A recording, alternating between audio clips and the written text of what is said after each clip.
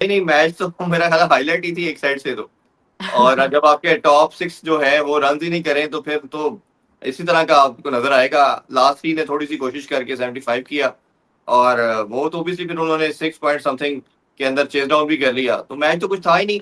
और मेरा ख्याल है कि डीसी का जो आगे जो हम बात करते थे कोई चांस बन सकता है, जो मोराल इनका 264 चेज होने के बाद नीचे गिरा है, ये उसी की कड़ी है।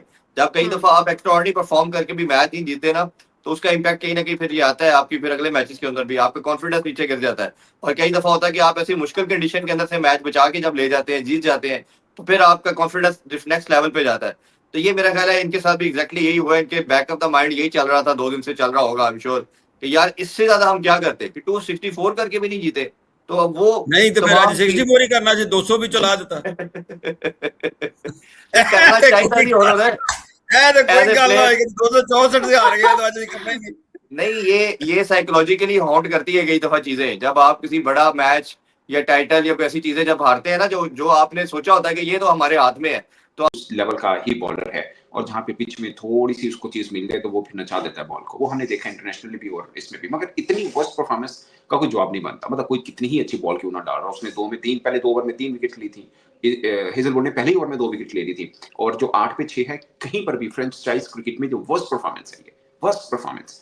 सो मतलब बॉलर का कमाल तो है, लेकिन बैट्समैनों का भी कमाल है कि पाइन वो सूखे पत्तों की तरह बिखरे, वो जिਵੇਂ साइकिल स्टैंड तो साइकिल डेको ना सारे डिग देने ऐसे ही ऐसे ही गिरे। अच्छा, मजे की बात, मैं पोरल का देख रहा था, उसने 30 मेरे ख्याल रन किए हैं। वो बंदा आया ही इम्पैक्ट प्लेयर के तौर पर है। एग्जैक्टली ठीक है, 9वें नंबर पे 10 पे 30 प्लस रन किए हुए उसने, जब पहली इनिंग उसने खेली थी 9वें नंबर के ऊपर।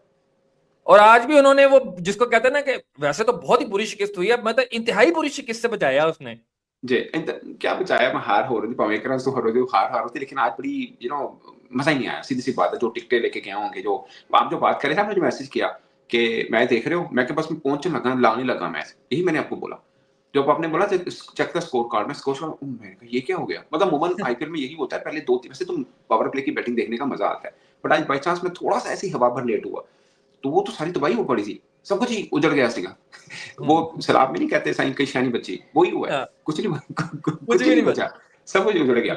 लेकिन हेजलवुड ने भी अपनी करियर की बेस्ट बॉलिंग कर दी है। और बोवी ने, he is the first fast bowler who got 200 plus wickets. और उस बच्चे के पास अपने आईपीएल डेब्यू पे कोई जवाब ही नहीं था, और वहां से जो ओपनिंग क्रिएट हुई है, फिर उसके बाद एक एंड से हेजलवुड, दूसरे एंड से भुवनेश्वर कुमार। मुझे लास्ट टाइम बोला था कि आप प्रोनाउंस सही किया कीजिए कीजिए भुवनेश्वर के नाम को, लेकिन वो जाहिर सी बात है फ्लो में बोलते हैं और रेगुलर अपनी जबान पे नाम नहीं चढ़ता है, तो कहीं ना कहीं प्रोनाउंसिएशन स्लिप हो जाती है। तो I will try my level best कि आज मैं भुवी की जो क्या कहते हैं अपना प्रोनाउंसिएशन है वो बिल्कुल ठीक रखूं। बट व्हाट अ परफॉर्मेंस यार। और आखिर में चेरी इन द केक भाई साहब, Virat Kohli 2 back to back छक्के, मामला खत्म।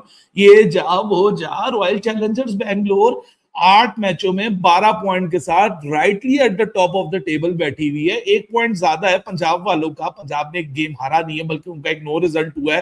बट यार what a performance, what a performance. ऐसी परफॉर्मेंस आरसीबी दे रही है, यकीन नहीं आ रहा अपने आप को, अजीब अजीब सा लगता है। We do not belong from this territory, we always going to belong from that territory जहां आरसीबी की इमोशनल सपोर्ट है, मॉरल सपोर्ट है, इस तरीके की सपोर्ट है कि विराट कोहली है ना इसलिए हमारा आरसीबी के साथ कनेक्शन। लेकिन नहीं भाई साहब, gone are those days, gone are those days.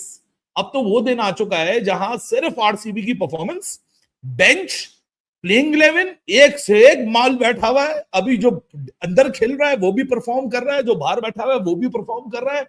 Phil Salt की इंजरी किसी को नहीं पता। मुझे लगता है केपी यानी केविन पैटरसन और एलिस्टर कुक के बीच में एक फड्डा हो गया था इंटरनेट पे 2-4 दिन पहले, बल्कि लास्ट वीक, कि जेकब बैटल खेल नहीं रहा और बेंच पे बैठा हुआ, इससे बेहतर तो काउंटी आ जाए, ये क्या तरीका है। मुझे लगता है वो इंग्लिश क्रिकेट बोर्ड ने कहीं रिक्वेस्ट भेजी है रॉयल चैलेंजर्स बेंगलोर को कि भाई खिलाओ इसको, मामला ठंडा करो, हमारे तो आपस में ही लोग लड़ पड़े हैं और एक डिबेट स्टार्ट हो गई है। लेकिन जेकब बेथल ने भी जब छक्का मारने की शुरुआत की तो एक के बाद दूसरा छक्का काइल जेमिसन को ऐसा मारा कि ये विकेट में ऐसा नहीं लग रहा था कि इस विकेट के ऊपर वो परफॉर्मेंस आ जाएगी जो आज जॉश हेजलवुड और भुवनेश्वर कुमार आज हमारे सामने रखेंगे।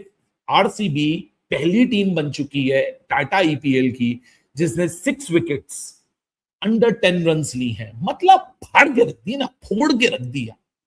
आखिर में अगले रन कहां से आ रहे थे वो समझ नहीं आ रहा था। अगर आप टेक्निकल ब्रेकडाउन देखें, पावर प्ले फेज के अंदर स्ट्राइक रेट्स और बॉलर्स का मैचअप को अगर आप डीपली एनालाइज करें तो आपको देखो कि दोनों वेटरन्स T20 क्रिकेट में एलीट स्किल और एक्यूरेसी की और रॉ पेस की कितनी वैल्यू होती है। हम जाते हैं पेस हो जाए, ये हो जाए, फला हो जाए, एक्सपीरियंस और भुवनेश्वर जैसा जो एक ऑपरेटर है, स्मूथ ऑपरेटर मैं उसको कहता हूं, दोनों तरफा स्विंग इसके पास मौजूद है। 3 ओवर 1 मेडन 5 रन 3 विकेट और नई बॉल से एक एब्सोल्यूट उस बंदे ने क्लिनिकल परफॉर्मेंस लगाई हुई थी।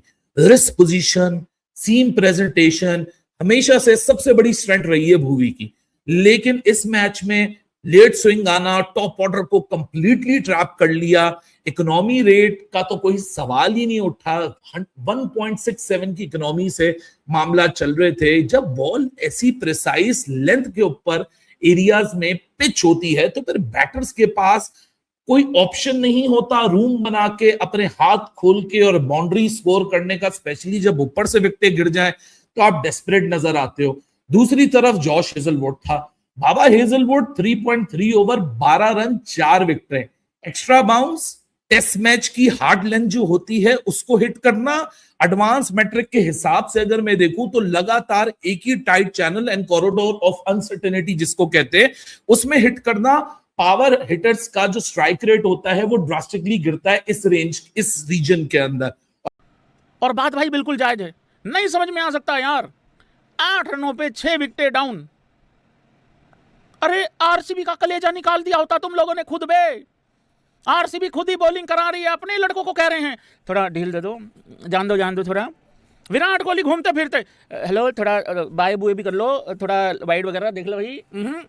नहीं भाई 52 की 51 तो करवा लो, कोई नहीं चलो भाई ठीक है भाई ठीक है। हेजलवुड थोड़ा दाएं, ये चल रहा था। विराट कोहली एक मर्तबा एक और संख्या में इलूर करके चले गए, यानी कि आईपीएल की हिस्ट्री के नंबर 1 बल्लेबाज बन गए जिन्होंने 9000 रन एक ही फ्रेंचाइज से उन्होंने 9000 रन, किसी भी लीग में सबसे ज्यादा रन बनाने वाला दुनिया का वाहिद खिलाड़ी विराट। तो भाई बहुत खतरनाक चल रही है। मैं देख रहा था स्ट्राइक रेट की लिस्ट में देख रहा था, उसके अंदर हर बल्लेबाज जो था ना 230 से ऊपर था। तो मैं भाई 2 बंदे, एक का नाम भुवी कुमार, एक का नाम जॉश हेजलवुड। भुवनेश्वर कुमार और हेजलवुड ने बेड़ा गर्क कर दिया, बजा दिया विराट कोहली ने। देखें, मैं हमेशा एक बात करता हूं कि सिर्फ विराट कोहली का मैदान में होना यही काफी है। भाई हेजलवुड बॉलिंग करे ना करे we don't care, Bhuvneshwar Kumar well done, लेकिन बॉलिंग करे ना करे, छक्के खाए चौके खाए वी डोंट केयर यार। कुणाल पांड्या चौके खाए छक्के के वी डोंट केयर यार। राशिद सलाम तू चौके का छक्के का आउट कर ना कर we don't care. Phil Salt तू रन्स कर ना कर we don't care. Tim David तू छक्के मार ना मार वी डोंट केयर।